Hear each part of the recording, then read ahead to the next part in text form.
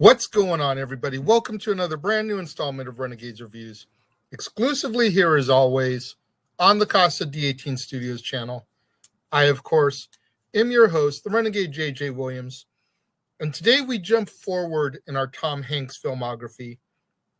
We start to get caught up and pick back up where we left off back in January. And first up is 2002's Road to Perdition, starring Tom Hanks, Tyler Hoechlin, Paul Newman, Jude Law, Daniel Craig, Stanley Tucci, Jennifer Jason Leigh, Ciarán Hinds, and Anthony LaPaglia. What's going on, everybody? Thank you for joining me here once again for another brand new installment of Renegades Reviews. And like I said during my introduction, today we're going to jump back forward. We're going to begin to pick up where we left off in January. We ended January 31st, 2021 with The Terminal, and now we're on The Road to Perdition. And our movie takes place in 1931 during the Great Depression. We meet Michael Sullivan, who is an enforcer for the Irish mob boss, John Rooney, in Rock Island, Illinois. Now, Rooney raised Sullivan, who was basically an orphan, and has come to love him even more than his own biological son, the rash and unpredictable Connor. When Rooney holds a wake in his home for the brother of an associate, Finn McGovern, McGovern is clearly agitated and insinuates that the Rooney family is responsible for his brother's death. So Rooney sends Connor and Sullivan to meet with McGovern under orders to just talk. But after an altercation, Connor fatally shoots McGovern, resulting in Sullivan gunning down all of McGovern's men. However, Sullivan's 12-year-old son, Michael Jr., had secretly stowed away in the car of his father and ended up witnessing the entire horrific event. Sullivan swears his son to secrecy, and even Rooney gets his own personal assurance. At a meeting with his associates, Rooney berates Connor for his actions when Connor half-heartedly apologizes for McGovern's murder. That evening, Rooney sends Sullivan to collect a debt from a speakeasy owner named Tony Calvino. And Connor, who is jealous of his father's preference for Sullivan over him, sends a letter with Sullivan for Calvino. When Calvino reads it, he begins to reach for his revolver, but Sullivan grabs it first and kills both Calvino and his bodyguard. When Sullivan reads the letter, it says, "Kill Sullivan and all debts are paid." Fearing that his family's life is in danger, Sullivan rushes home. However, Connor has already reached the Sullivan home, murdered Sullivan's wife, Annie, and younger son, Peter, and fled the scene. However, he has failed to kill Michael Jr., who had been detained at school for fighting and had hidden from Connor when he had reached the home. Sullivan and Michael Jr. flee Rock Island and head to Chicago with the hopes of meeting with Al Capone to obtain work and learn the location of Connor, who has gone into hiding. In a meeting with Frank Nitti, Sullivan offers to work for the Chicago outfit in exchange for being allowed to kill Connor. Nitti rejects the offer, and Rooney reluctantly allows him to dispatch assassin Harlan McGuire, a voyeuristic crime scene photographer, in order to kill Sullivan.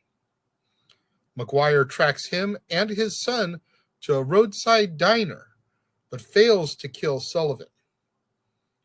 When Sullivan realizes McGuire's intentions, He's able to escape through the bathroom and punctures McGuire's car tire before fleeing.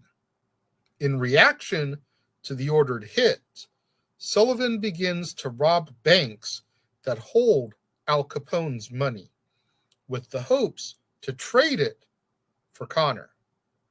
But Sullivan is impeded when the mob withdraws its money, so he visits Rooney's accountant, Alexander Rance, at his hotel.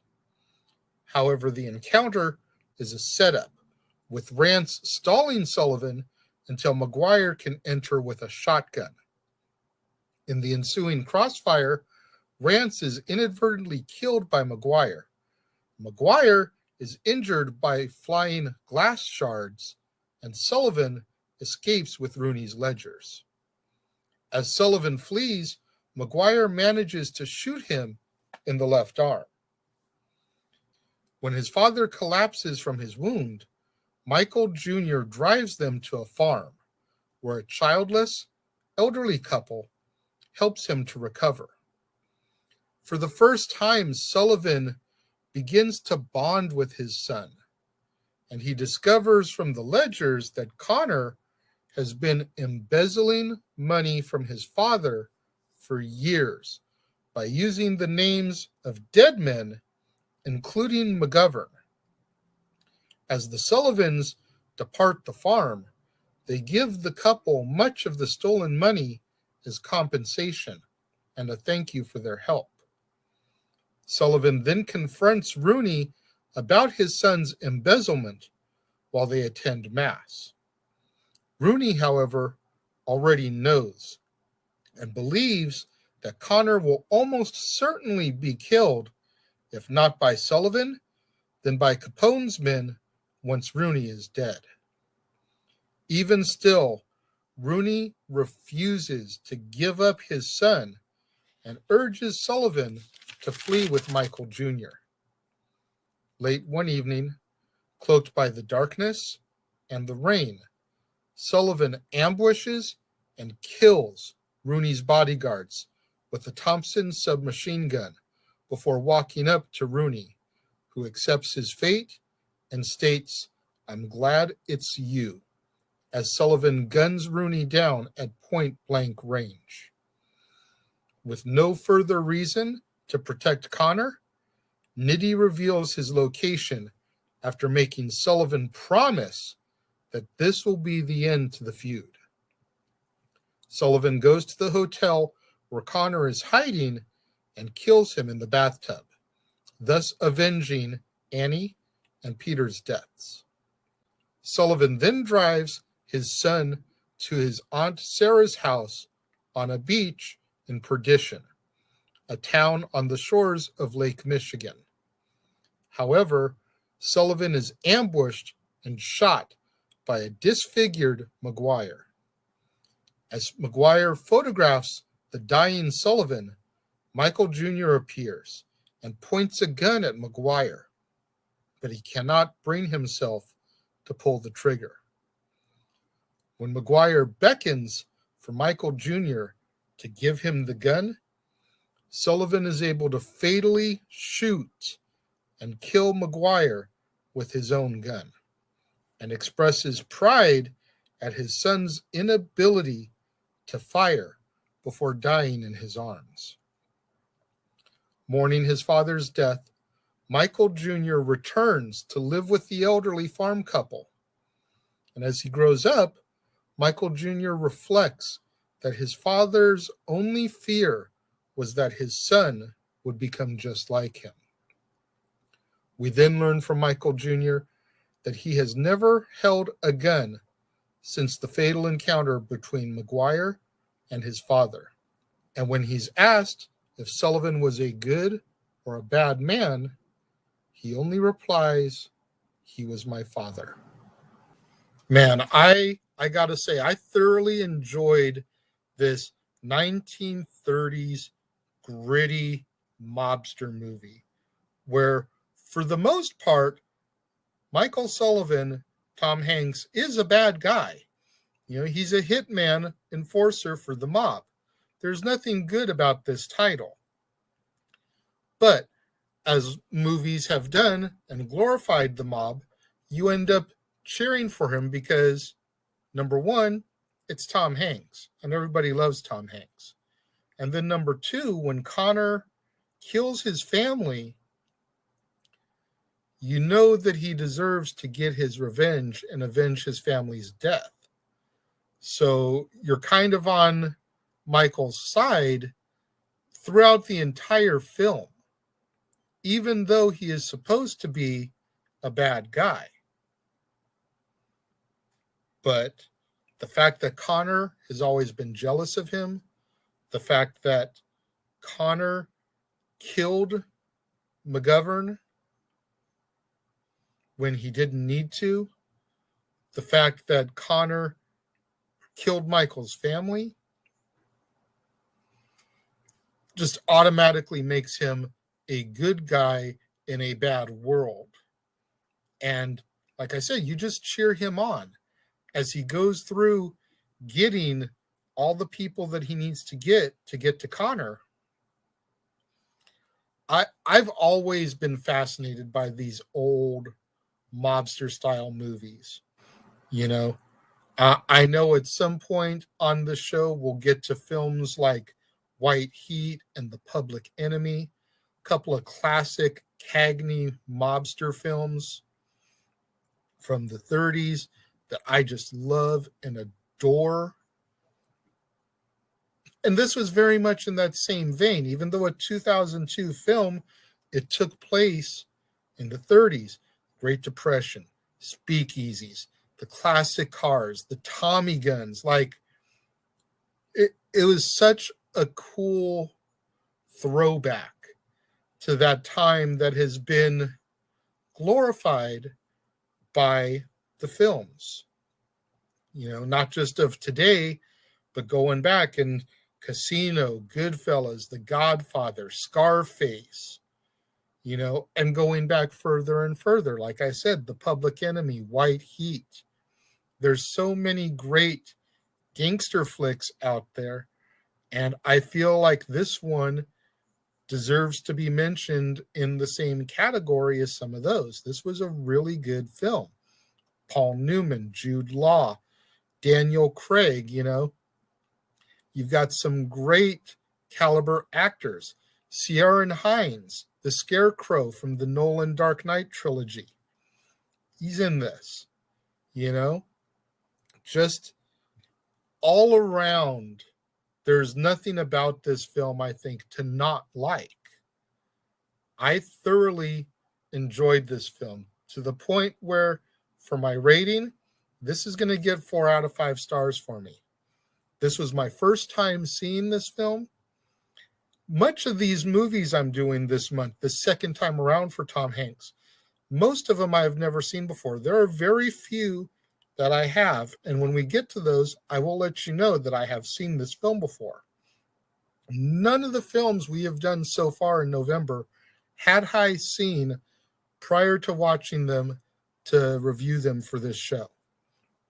So far, every film has been brand new to me. And I'm enjoying that because it's finding new favorites of an old favorite. Because I've touted for many, many shows about my love of Tom Hanks. I feel like he is one of the greatest actors of my generation. So to find films of his that I had never seen before, and then to love them as much as I love the greatest hits, which I basically covered back in January, you know, Splash, Big, Forrest Gump, Apollo 13, Philadelphia, That Thing You Do, Catch Me If You Can, etc., etc. It's so cool to find and discover some of these that I can put up and hold in that regard. 4 out of 5 stars for me when it comes to this film. What do you guys think? I'm curious to know what you guys think about Road to Perdition. Let me know. If you're watching the premiere, leave your thoughts and comments over here. If you're watching on demand later in the day, leave your thoughts and comments down here. Whatever you do, though, when you get out there on social media, let's try to get those hashtags trending. Hashtag Casa D18 Studios, hashtag Renegades Reviews, hashtag Renegade Returns, and of course, the ever popular hashtag Shenanigans. We interrupt this episode of Renegades Reviews for an important announcement about merchandising. Merchandising? What's that? Merchandising. Come, I'll show you. Merchandising, where the real money's made. Make sure you go over to teespring.com/stores/Jeff Meacham Network for all the t-shirts you see here from the West Coast professor, Jeff Meacham himself. You can get shirts for the Jeff Meacham Network, Talk Wrestling, as well as the red and gold Meachamania shirts. And while you're there, don't forget to get your shirts of the Casa D18 Studios Brotherhood, the Dads on Wrestling shirt, the Renegade J.J. Williams, Statboy Sports Bar, and the hashtag Statboy Approved shirt. Make sure you go over to teespring.com/stores/Jeff Meacham Network and score your shirts today. Make sure you guys tune in tomorrow, right back here on the Casa D18 Studios channel, for another brand new installment of Renegades Reviews, when we take a look at the documentary film Magnificent Desolation, Walking on the Moon, featuring Tom Hanks, John Corbett, Bryan Cranston, Matt Damon, Morgan Freeman, Scott Glenn, Colin Hanks, Tim Matheson, Matthew McConaughey, Paul Newman, Bill Paxton, Barry Pepper, Kevin Pollak, Gary Sinise, Peter Scolari, John Travolta, Donnie Wahlberg, and Rita Wilson. You're not going to want to miss out on that one tomorrow, right back here on the Casa D18 Studios channel, right back here on an all-new Renegades Reviews, when I discuss Magnificent Desolation, Walking on the Moon. And just to give you a little bit of foresight, I knew this was a documentary going in, but the way they did this is that they used archive footage from some of the footage that was shot during the moon landings and the moon walks from the astronauts, as well as reenactments and computer footage to kind of simulate, what happened, while all those names that I just listed and more kind of narrate, and they perform quotes from some of the astronauts, with Tom Hanks serving as the main narrator, as well as being co-producer and co-writer of this film. So it's going to be a really fun one to dive into tomorrow, right here on Renegades Reviews. To all my loyal fans and viewers out there tuned in for the premiere today, leaving your thoughts and comments over here, thank you very much. I greatly appreciate each and every one of you. Likewise, all my loyal fans and viewers out there that tuned in a little bit later in the day, watching on demand, leaving your thoughts and comments down here. Thank you very much. I greatly appreciate each and every one of you. I appreciate all my loyal fans and viewers out there that tune in on a regular basis. Show me that love, show me that support, going back to the archives, digging up those old episodes and rewatching them in a way to help boost up my viewership hours so I can eventually get monetized and make some money on this endeavor. Thank you once again to each and every one of you who tuned in and joined me here today, and I will see you guys next time.